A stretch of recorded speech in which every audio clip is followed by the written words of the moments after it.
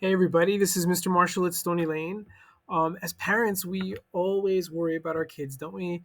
We find ourselves worrying about how they're doing in every aspect of their life. And one of the scariest things for parents is to think about how their children are having trouble, how they're struggling with their learning or their friendships or anything, right?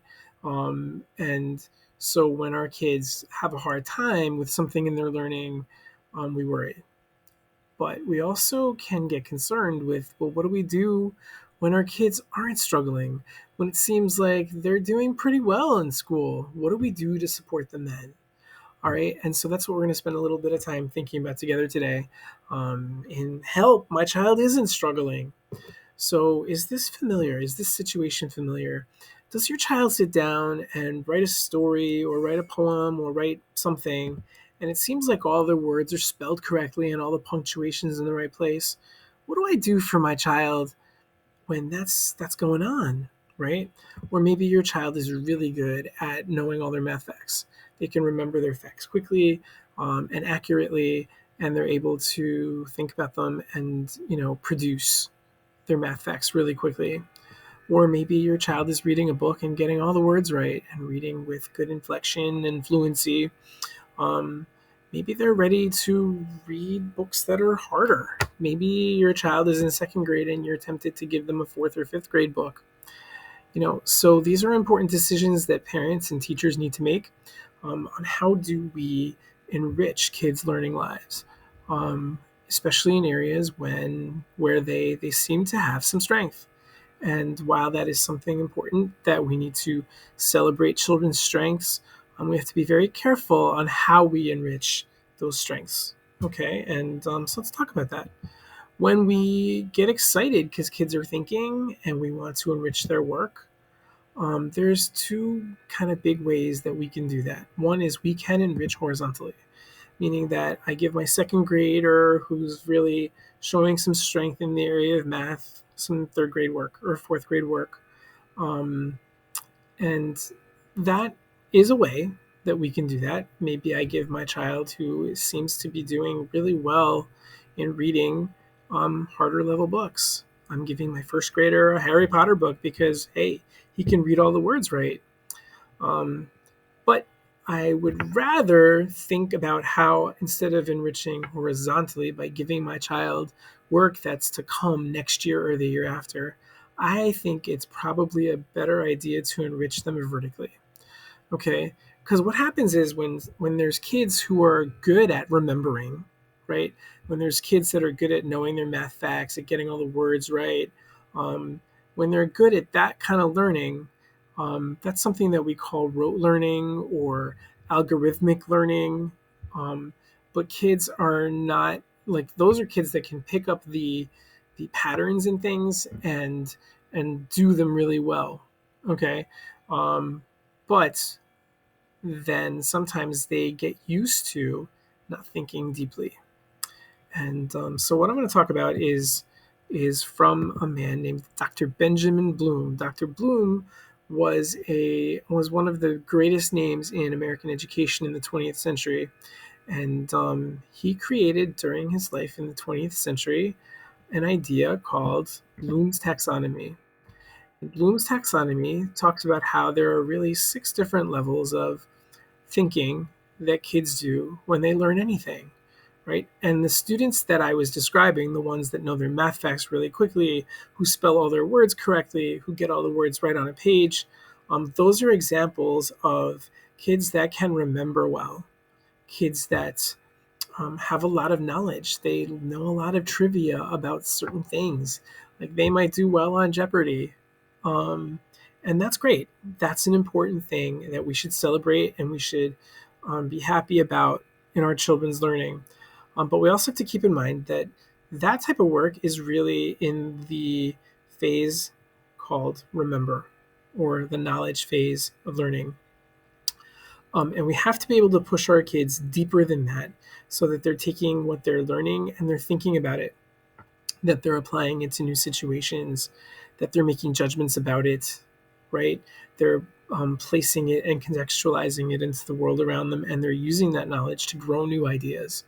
Okay, That's what real learning is, when we can take things that we're learning and make our world bigger through it, right? Especially now in the 21st century, when we're always trying to teach kids to grow into jobs that don't even exist yet, you know? So while it's great to know the periodic table of elements, we can also Google that.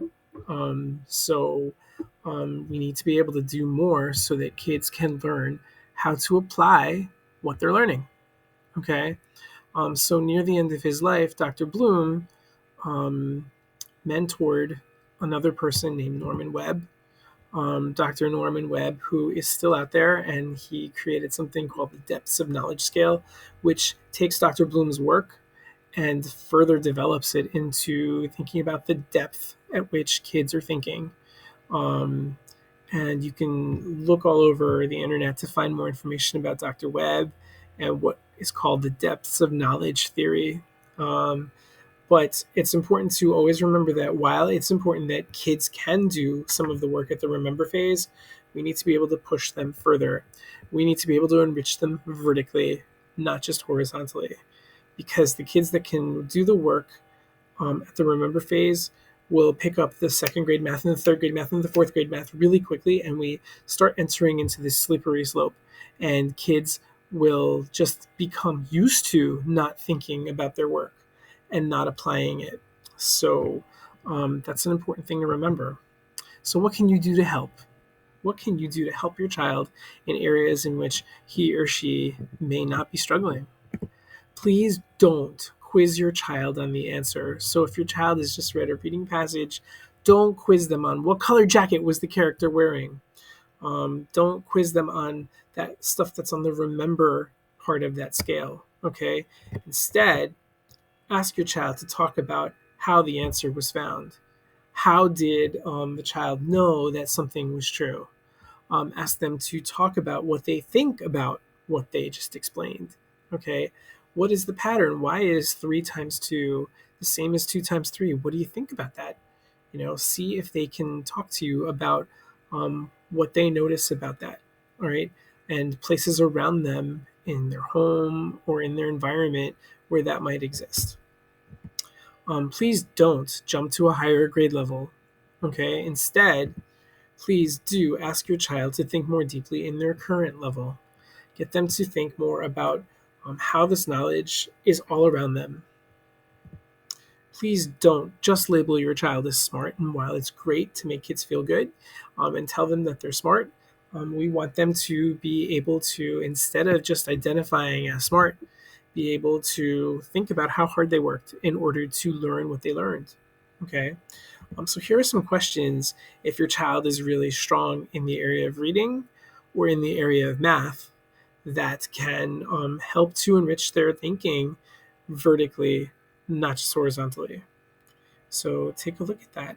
Ask them to think about what these books are making them think about, what new ideas they might have. And this is true in nonfiction as well, right? We don't want them just to be able to tell you 500 facts about whales, although that is pretty impressive and that might get them some money on Jeopardy one day. It's important for them to think, well, how does that add to their knowledge about the world around them, right? About whales and mammals and ocean life or biology or anything like that. How does that knowledge add to their own thinking about the world? They should be able to have ideas that they've never had before, and maybe that other people have never had either. Okay, if they're doing well in math, we want them to think about the patterns that they notice, where they see this math in the world around them. Okay, another thing that can help kids with math is if they can visualize it by representing it either in a picture or in something that they create that's three-dimensional, and then talking about it, right? So these are some things that can definitely help to enrich your child vertically in the areas of reading and math. So if you're interested in learning more about this, feel free to talk to your child's teacher about ways that you can help enrich what he or she is learning at home in an area that feels like a strength. And then together, like a team, we can help to help your child grow in an area in which they're not struggling so they can think deeper and deeper about the world around them. Thanks, and I'll see you next time.